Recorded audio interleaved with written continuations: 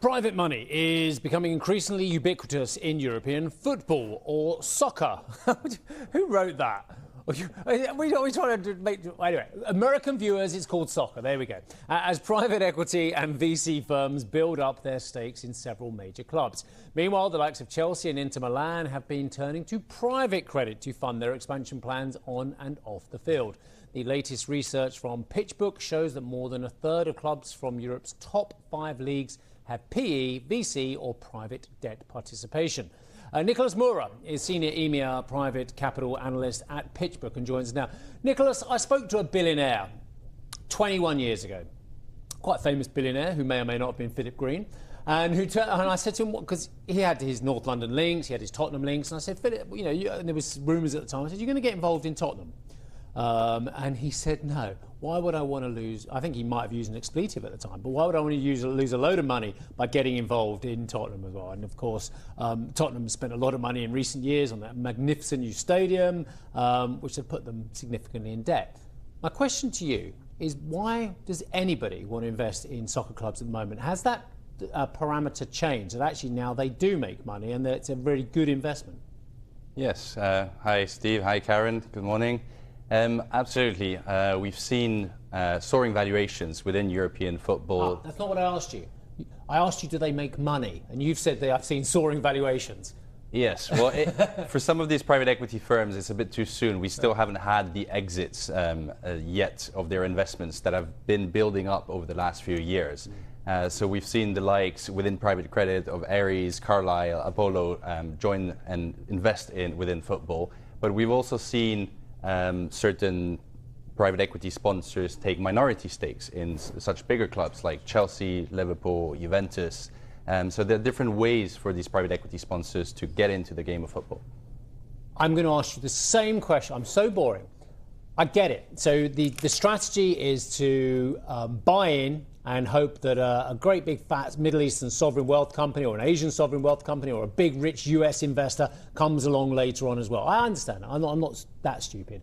But what I asked you, and I'm going to carry on asking you because I want to know the answer, do these mega clubs actually make money? Okay, I'll give you an example.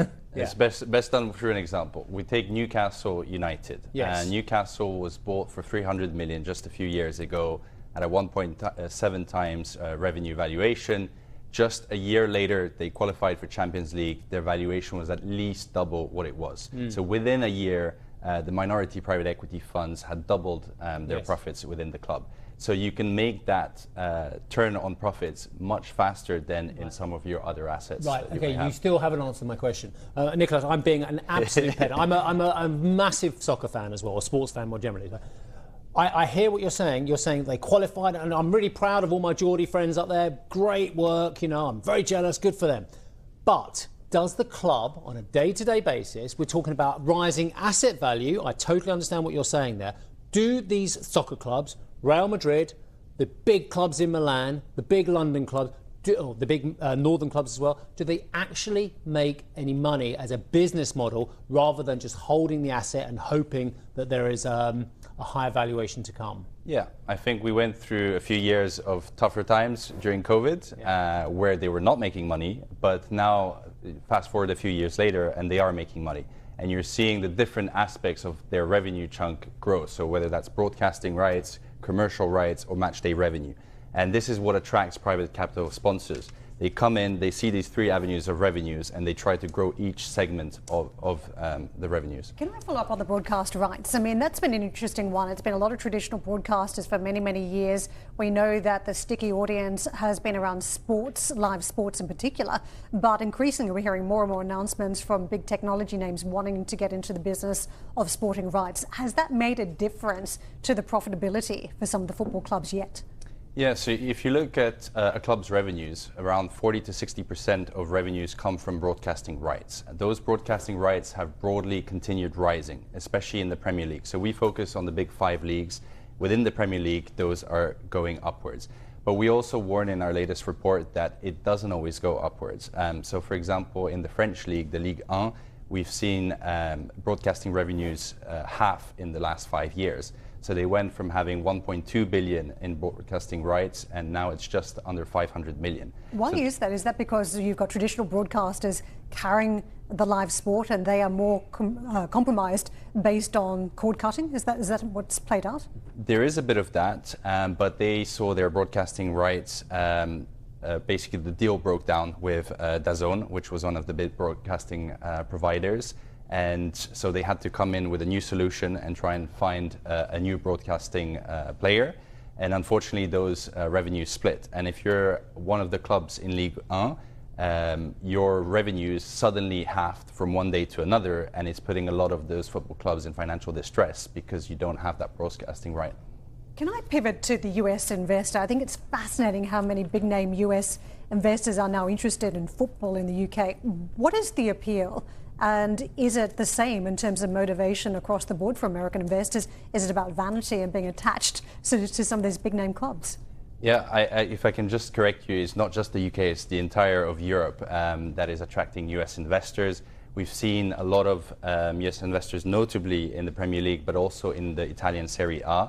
Our report shows that 38.5% of the big five leagues, European clubs, have US investor participation within the ownership level. And we've seen that come for several reasons. A lot of those US investors are private equity firms. So out of the 37 clubs that have US investor participation, 24 are private equity players. And so there's a high correlation between US investors and private equity coming to European football and investing in European football. I'm still very sceptical of the business model. I've got to be honest with you, Nicolas. I hear what you're saying about the underlying valuations going up, but even when you get better media rights, when you get full stadia, when you get into the Champions League, where you get into Super Cups, whatever it may well be, the proportion of money spent on player salaries, for instance, as a percentage of your total income is ridiculously high. If you were a bank, you'd be sold off by the investors for it as well. And it's a model which ever spirals. And I think it's got worse ever since the Saudis got into the game as well and started acquiring some of the biggest players in the world to build up the domestic league. Cristiano Ronaldo being a great case in point, which is a lot of pressure, of course, on the big European clubs to pay their employees, their star players, even more money as well. Is this a house of cards at some stage that will collapse? I don't think so, because the regulator has come into place and there are stricter rules about, so we used to have financial fair play, it's now called FSB, and it regulates how much of the cost structure wages can be.